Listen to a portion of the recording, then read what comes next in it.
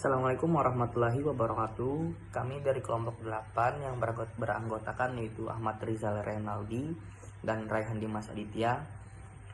Di sini kami ingin mempresentasikan apa yang telah kelompok kami buat. Langsung masuk ke materi. Yang pertama itu apa itu database terdistribusi. Database terdistribusi itu adalah sistem database yang menyimpan data di beberapa lokasi fisik berbeda. Lokasi-lokasi tersebut terhubung melalui jaringan komputer. Data dapat diakses sebagai satu kesatuan sistem yang terintegrasi dan pengguna tidak perlu tahu lokasi fisik penyimpanan data. Materi selanjutnya yaitu adalah contoh implementasi dalam perbankan. Contoh implementasi dalam perbankan ada beberapa contoh, yaitu yang pertama adalah data nasabah tersimpan di server berbagai kota. Yang kedua, nasabah dapat mengakses rekening dari ATM manapun. Yang ketiga yaitu transaksi dapat dilakukan dengan real time antar cabang. Dan yang terakhir ada sistem tetap berjalan meski ada gangguan di satu lokasi. Baik, masuk ke materi selanjutnya yaitu karakteristik otonomi lokal. Pengertian otonomi lokal. Apa sih otonomi lokal? Otonomi lokal adalah lokasi yang dapat beroperasi secara independen, memiliki kontrol penuh atas data yang disimpan dalam sebuah lokasi, dapat melakukan operasi tanpa bergantung lokasi lain, dan memiliki manajemen data lokal sendiri. Implementasi dalam universitas multikampus. Yang pertama yaitu ada pengaturan jadwal. Pengaturan jadwal yaitu fakultas dapat mengatur jadwal kuliah sendiri. Yang kedua, sistem penilaian dapat dikelola secara lokal. Selanjutnya itu pengelolaan. Setiap lokasi dapat beroperasi secara independen.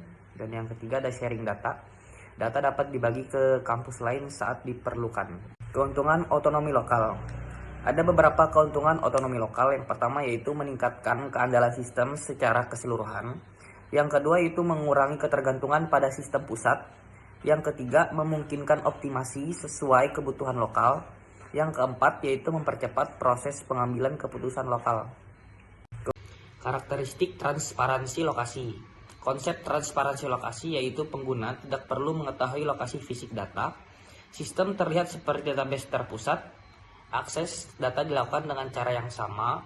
Lokasi data dapat berubah tanpa mempengaruhi aplikasi. Karakteristik transparansi lokasi. Implementasi dalam e-commerce. Yang pertama yaitu pelanggan mencari produk tanpa tahu lokasi server.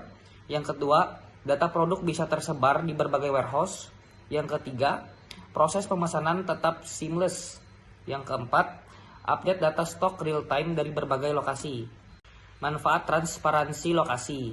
Ada beberapa manfaat, yaitu yang pertama menyederhanakan penggunaan sistem.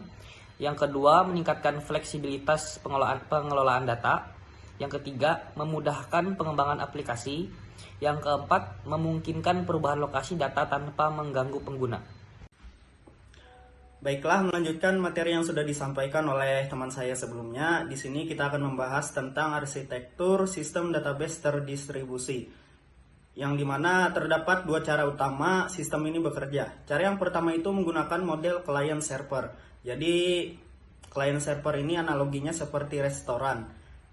Jadi server ini merupakan dapurnya yang mengolah data dan menyimpan datanya, sedangkan klien ini adalah pelayan yang mengantarkan data yang sudah diolah tadi ke pelanggannya.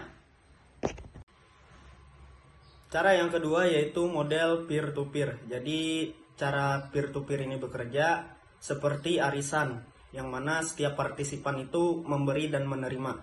Sistem ini tidak ada yang menjadi sistem pusatnya, melainkan sistem ini membagi tugasnya masing-masing. Jadi kita lanjut ke keuntungan sistemnya. Jadi keuntungan sistem ini tentunya data kita itu aman. Kalau satu tempat ada yang bermasalah, masih ada tempat lain untuk menjadi backupnya. Jadi sistem ini lebih cepat, seperti kita itu punya minimarket di sebelah rumah kita. Jadi nggak perlu jauh-jauh kita untuk mengakses data kita itu sendiri. Yang ketiga, mudah dikembangkan. Sepertinya contoh aja franchise. Jadi franchise ini bisa dibuka cabangnya di mana-mana. Oke, Kita masuk ke contoh nyatanya, itu contohnya kayak ATM. Jadi kita mengakses ATM itu bisa di mana saja sekarang.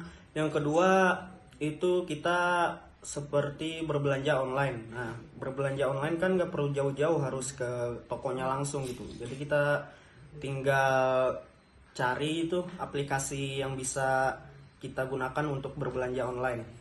Yang ketiga itu ada media sosial yang bisa dipakai di seluruh dunia.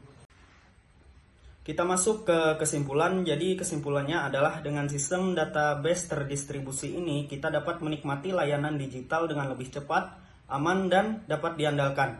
Sistem ini telah menjadi bagian penting dalam kehidupan modern kita. Jadi sistem ini membantu berbagai hal, contohnya seperti transaksi perbankan hingga berbelanja online.